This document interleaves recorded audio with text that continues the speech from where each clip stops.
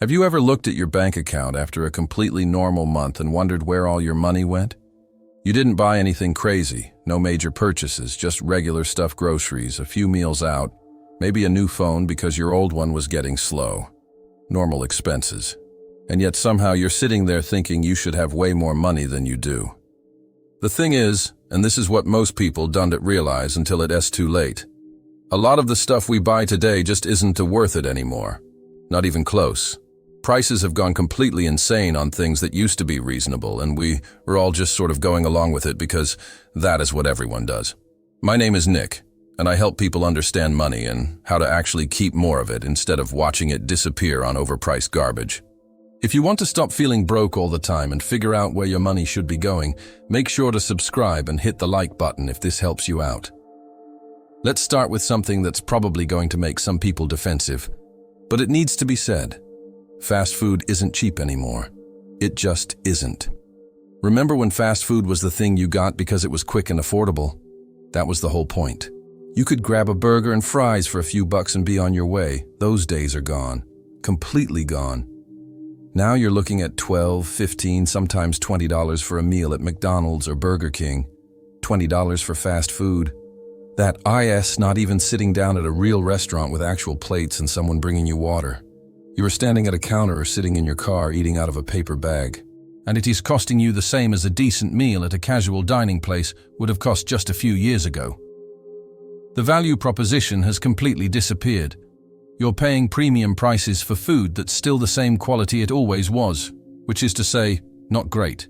And people are doing it anyway because it is convenient, and we've all just accepted this as normal now. But it gets worse when you think about eating out at actual restaurants, not fast food, but sit-down places. This used to be something you could do pretty regularly without destroying your budget. Maybe once or twice a week you'd go out for dinner. No big deal. Now going out to eat has become this luxury expense that adds up so fast, it's genuinely shocking. You sit down, order a couple of entrees, maybe an appetizer, definitely drinks, because why not? And before you know it, you're looking at a bill that's $60, $70, $80 for two people, like one meal, and that at a place that not even fancy, just a regular restaurant, nothing special. Then you add the tip because of course you're tipping, and suddenly you've spent $100 on dinner. $100 that's gone forever. You can't get it back. It's not like you bought something that holds value. You ate some food, and now it's over. Don't get me wrong. There's nothing wrong with enjoying a meal out. But when you're doing these multiple times a week, which a lot of people are, you're talking about thousands of dollars every single month just disappearing into restaurant bills. And for what? Food that honestly you could have made at home for a fraction of the cost. Maybe it wouldn't be quite as good. Sure. But would it be good enough to justify spending 5 or 6 times more? Probably not. Most people who are struggling financially, and I mean really struggling to save money or invest or build any kind of wealth, they're eating out way too often. That's usually where a huge chunk of their income is going. They don't even realize it because it's $20 here, $30 there, but it adds up to this massive expense category that's completely optional. Then there's cars, brand new cars. Specifically, this one drives me crazy because the math is so obvious, and yet people keep doing it.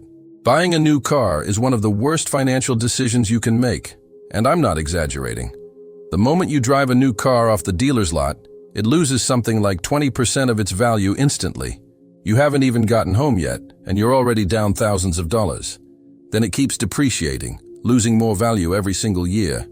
Meanwhile, you're probably making payments on it because most people finance cars these days. So, you're paying interest on top of the purchase price. And the thing you're paying for is actively becoming worth less and less. It's the opposite of an investment. It's just burning money. People do it because they want that new car smell and the feeling of having the latest model. They want people to see them driving something current status stuff, basically, which is fine if you're rich and money doesn't matter to you. But if you're a normal person trying to build wealth, buying new cars is going to keep you poor, just straight up. A 3 or 4-year-old used car is going to be just as reliable, get you to the same places, and cost half as much, maybe less than half. The depreciation has already happened. Someone else took all the utility of the car without that hit. You're getting the stupid financial penalty. But people don't want to hear this because they've convinced themselves they deserve a new car. They work hard. They should treat themselves. Except treating yourself to a new car means you retreating yourself to being broke for the next 5 years while you make payments. Let's talk about clothing payments. Speaking of status, specifically branded luxury clothing, designer stuff. Now look, I'm not saying all expensive clothing is a waste. Sometimes you need quality items that last. A good pair of boots, a well-made coat, things like that can be worth spending more on because they last years and actually save you money in the long run. But that's not what most people are buying when they buy expensive clothing. They're buying logos. They're buying brand names. They're buying the ability to tell people they own something from a luxury brand. And they're paying absolutely insane markups for it. You can buy a plain white t-shirt for $10, or you can buy essentially the same t-shirt with a designer logo on it for $200. Same cotton, same factory probably. The only difference is the logo. And people will pay that $200 because they think it makes them look successful or fashionable or whatever. Meanwhile, nobody actually cares what brand your t-shirt is except you. Nobody's impressed. They might notice the logo, sure, but it's not changing their opinion of you. You're just out $190 extra for no real reason. This applies to so much clothing, designer jeans, luxury handbags, expensive sneakers. The quality difference between the luxury version and a normal version is usually pretty minimal. What you're paying for is the brand recognition, and that's fine if you have money to burn. But most people doing this don't. They're going into credit card debt to buy designer clothes because they think it's important. It's not. It's marketing convincing you that you need these things to be worth something as a person. You don't. Vacations are another one that's gotten completely out of control price-wise. Taking a vacation used to be pretty affordable if you were smart about it. You could find decent flights, stay at a budget hotel, eat at inexpensive local places, and have a good time without spending a fortune. That's gotten way harder. Flight prices are insane now. Hotels are insane. Even the budget options are expensive compared to what they used to be. And people are still taking these elaborate vacations they can afford because they feel like they have to. They see everyone else posting vacation photos on social media, and they think they need to do the same thing. So, they book a trip they can't really afford, put a bunch of it on credit cards, and then spend the next year paying it off with interest. Don't get me wrong, travel a week of being somewhere can be great. Seeing new places, experiencing different cultures, all of that has value. But not if it's putting you in debt, not if it's preventing you from saving money or investing for your future. There's this attitude that you have to travel while you're young. You have to see the world. You have to collect experiences. Sure, experiences are valuable. But you know what else is valuable? Not being broke, not being stressed about money all the time, not having to work until you're 70 because you spent all your money on vacations in your 20s and 30s. Maybe the better approach is to take smaller trips closer to home. Explore your own region. Find free or cheap things to do. Save the expense of international travel for when you can actually afford it without going into debt. But that's not what people want to hear. They want permission to spend money they don't have on experiences they think they need. And while we're talking about subscriptions, let's address streaming services. Everyone has like 5 or 6 of them now. Netflix, Hulu, Disney+, HBO Max, Amazon Prime, Apple TV, Paramount Plus, whatever else exists. Each one is only $10 or $15 a month, which doesn't sound like much. But when you add them all up, you're paying $60, $70, $80 a month just for streaming services. That's close to $1,000 a year for television. Now, think about how much of that content you're actually watching. You're probably using 1 or 2 services regularly and barely touching the others, but you keep paying for all of them because you might want to watch something on them eventually. Meanwhile, that's money that could be going toward literally anything else, investments, savings, paying off debt, whatever. Instead, it's going to streaming services you barely use. And cable is even worse. People are still paying for cable somehow, even though everything is available streaming now. They're paying $150 a month for cable packages with hundreds of channels they never watch. It's completely unnecessary at this point. But people keep doing it because that's what they've always done. They haven't bothered to cancel it and figure out a cheaper alternative. So, they just keep paying. And it's not just cable. People are doing this with gym memberships too. They sign up for a gym, pay $50 or $60 a month, go for the first 2 weeks, then never go again. But they keep paying because canceling feels like admitting defeat. So that's another $500 or $600 a year just gone. Money that could have been invested or saved or used for something that actually matters. But instead, it is going to a gym membership you are not using because you don't want to admit you are not going. Then there's the whole thing with buying new electronics. Every single year, new phone comes out. People line up to buy it, even though their current phone works perfectly fine. New laptop, new tablet, new smartwatch, whatever. The old one still works, but the new one has slightly better features, so obviously they need it. This is probably one of the dumbest ways people waste money, and almost everyone does it to some degree. A new iPhone costs what, $1,000 now? Maybe more, depending on the model. And people are buying them every year or every 2 years when their old phone is completely functional. Sure, the new one has a better camera or a faster processor or whatever, but does that actually improve your life in any meaningful way? Probably not. You're still using it to scroll social media, send texts, and take pictures of your food. The old phone did all that just fine. And it's not just phones, laptops, tablets, gaming consoles, all of it. People are constantly upgrading to the latest version when the thing they already own works perfectly well. Tech companies have figured out how to make people feel like they need the newest model even when they absolutely done tea. They release a new version every year with minor improvements, and people fall for it every time. Meanwhile, if you just kept your phone or laptop for 4 or 5 years instead of upgrading constantly, you'd save thousands of dollars, thousands that could be invested, that could be earning returns. But instead, it's going to Apple or Samsung or whoever because people think they need the latest gadget. The worst part is that these devices don't even last as long as they used to. They're designed to break or become obsolete faster, so you have to keep buying new ones. Planned obsolescence is real, and it's screwing everyone over. But people keep participating in it because they want the shiny new thing. They want to feel like they're keeping up with technology, even though technology has advanced way beyond what most people actually need for their daily lives. Here's another one that's gotten completely out of control. Branded cleaning products, expensive premium household kitchen gadgets, designer furniture, all that stuff. People are spending way more than they need to on basic household items because they think the expensive version is somehow better. Sometimes it is, sure, but most of the time you're just paying for a brand name. Generic cleaning products work just as well as the name brand stuff but cost half as much. That cheap spatula from the dollar store does the same thing as the fancy one from Williams-Sonoma. Nobody needs a $400 blender unless they're running a smoothie shop. But people buy this stuff anyway because they've been convinced that expensive means better quality. Sometimes that's true, but often it's not. There's this whole culture now around having the perfect kitchen with all the right tools and gadgets.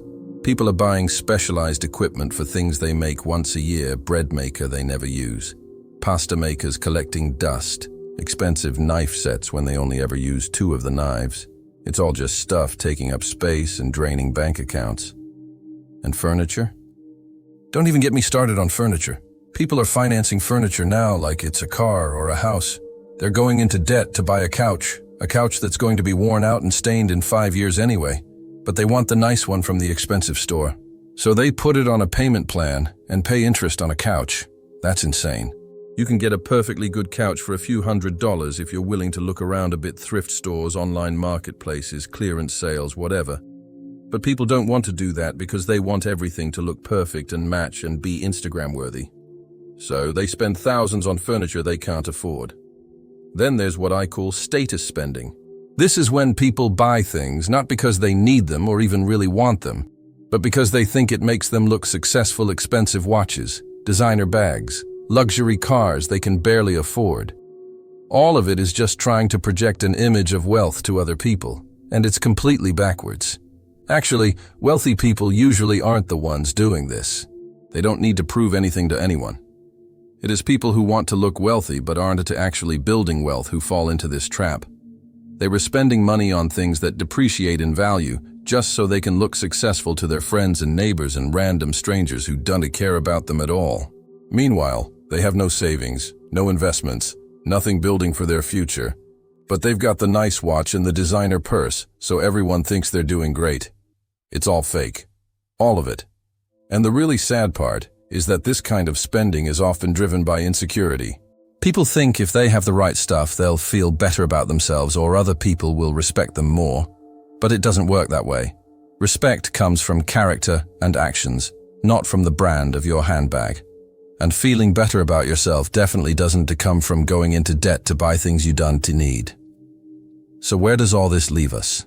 Well, pretty much everything costs more than it used to, and most of it isn't worth the price anymore. Fast food is expensive and terrible. Restaurants are overpriced. New cars are financial suicide. Clothes are marked up like crazy. Vacations cost more than they should. Subscriptions are bleeding everyone dry. Electronics are overpriced and designed to break. Household stuff is unnecessarily expensive, and status spending is just throwing money away to impress nobody. The solution isn't that complicated, really. Stop buying stuff you don't need. Stop trying to keep up with everyone else.